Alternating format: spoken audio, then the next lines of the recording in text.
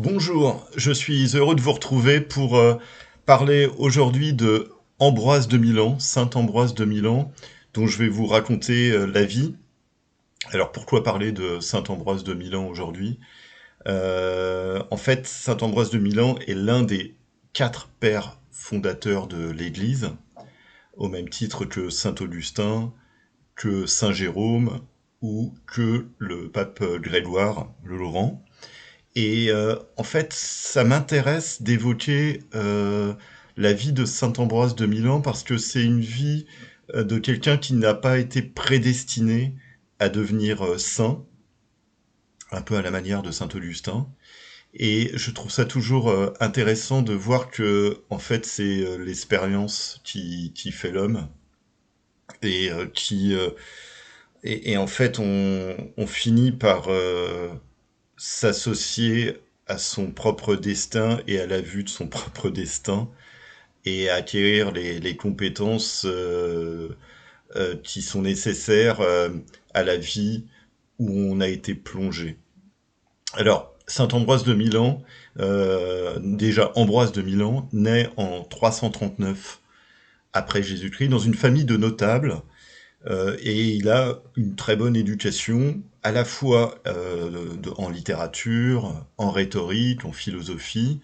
C'est quelqu'un qui, au cours de sa vie, va apprendre couramment le grec.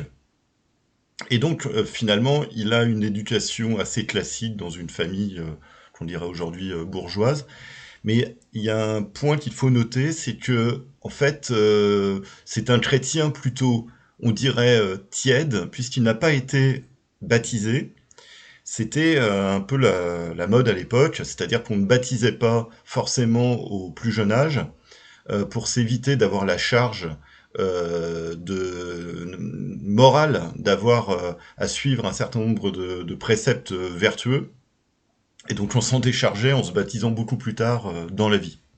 Alors, Ambroise de Milan, rapidement, à 25 ans, est nommé haut fonctionnaire, gouverneur de la région d'Émilie-Romagne, autour de Milan et de Ligurie.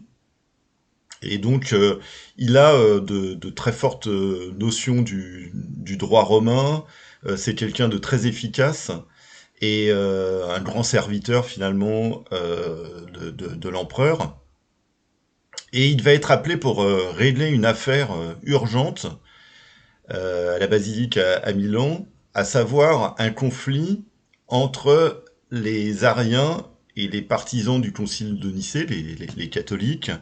Alors là, il faut s'arrêter quelques secondes pour expliquer en fait ce qu'est l'arianisme et ce qu'est le concile pardon de Nicée et le dogme catholique tel qu'on l'entend encore aujourd'hui.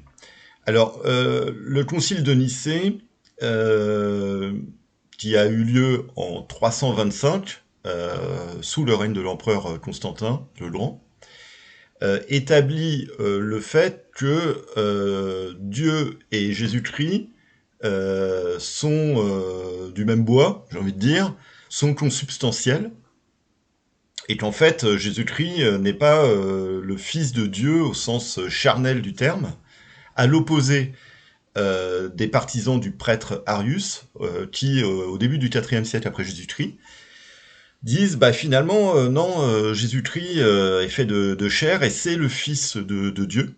Donc le Concile de Nicée, de manière définitive, dit qu'il faut avoir une conception trinitaire, c'est-à-dire Dieu, Jésus-Christ, le Saint-Esprit sont consubstantiels.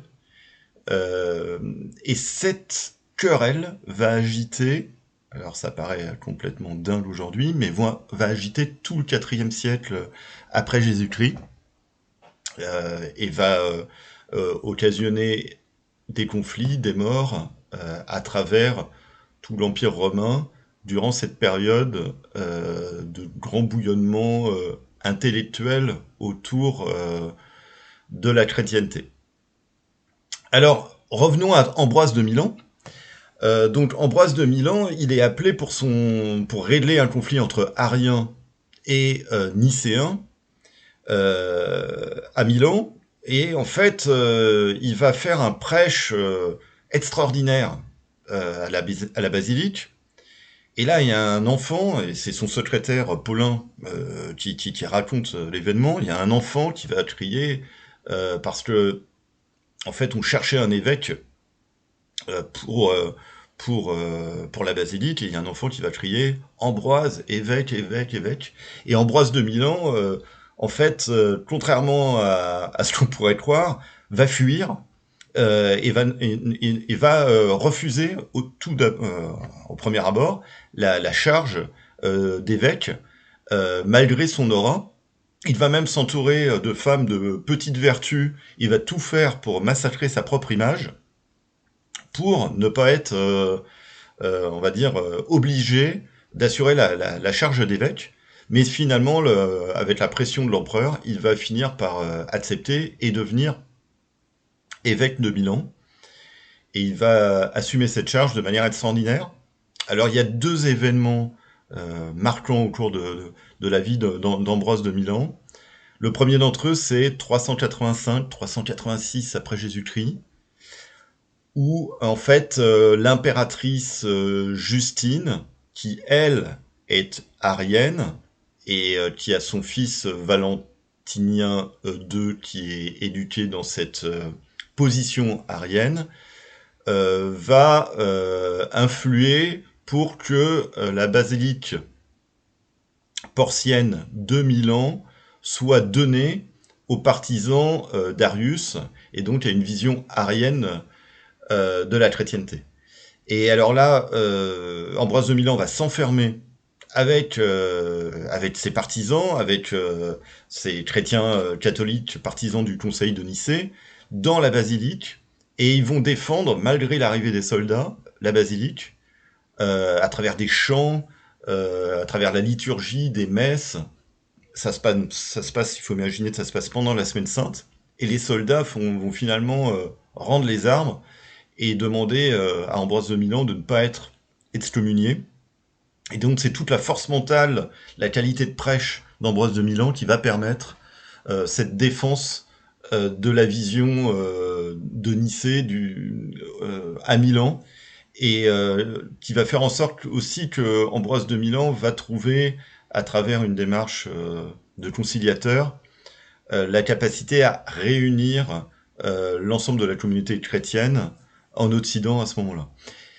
Le deuxième événement majeur de la vie d'Ambroise de Milan, c'est le moment où l'empereur Théodose, en 390, avant d'une véritable exécution, d'un massacre de Goths, de barbares, dans un stade où ils avaient été attirés, soi-disant pour assister à des jeux du cirque, et où finalement 300 d'entre eux, au minimum, ont été massacrés.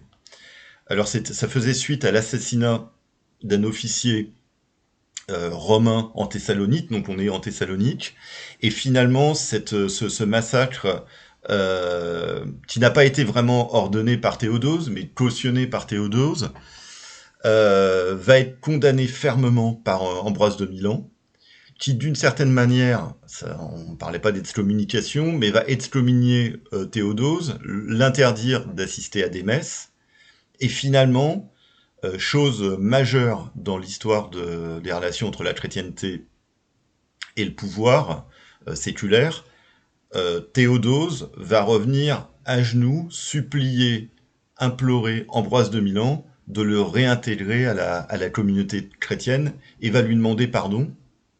Et donc c'est la première fois en fait finalement que le pouvoir séculaire, que l'empereur euh, se met à genoux devant la chrétienté, ce qui finalement est un tournant, et dans les liens qu'auront plus tard, et même au Moyen Âge, dans les empires ensuite mérovingiens, carolingiens, euh, le poids de la chrétienté finalement sur le roi euh, par la suite. Alors, c'est un événement majeur, et il faut rappeler quand même qu'Ambroise de Milan euh, auprès de l'impératrice Justine auparavant qui défendait les Ariens dira l'empereur n'est pas au-dessus de l'Église, mais l'empereur est dans l'Église. Et donc Ambroise de Milan finalement a un rôle extrêmement politique. Notons enfin que Ambroise de Milan aura un rôle réellement on va dire, de tuteur auprès de Saint-Augustin. La mère de Saint-Augustin assistait aux prêches d'Ambroise de Milan et elle était fascinée par ses capacités d'orateur, par ses liturgies, par sa culture, puisque Ambroise de Milan finalement s'est inspiré notamment d'Origène, un auteur latin, et de toute la littérature de Plotin, la littérature néoplatonicienne, pour finalement, quelque part, concilier à la fois philosophie et christianisme. Et saint Augustin, finalement, aura pour finalement tuteur Ambroise de Milan avant de se convertir euh, à la chrétienté. Voilà. Saint Ambroise de Milan mourra en 397 après Jésus-Christ. Il aurait été formé par un prêtre qui lui survivra. Et finalement, c'est une des premières fois que la chrétienté s'incarne à travers un personnage éminemment politique au IVe siècle après Jésus-Christ. Ainsi débutera une longue relation entre la chrétienté et le pouvoir. Je vous remercie de m'avoir suivi. J'espère que cette vidéo vous a plu. Si elle vous a plu, vous pouvez la liker. Je vous donne rendez-vous en 2023 pour de nouvelles vidéos. C'est finalement ma reprise. Et j'espère vous intriguer, vous passionner éventuellement avec d'autres personnages ou d'autres faits historiques. À bientôt, bonne fin d'année 2022.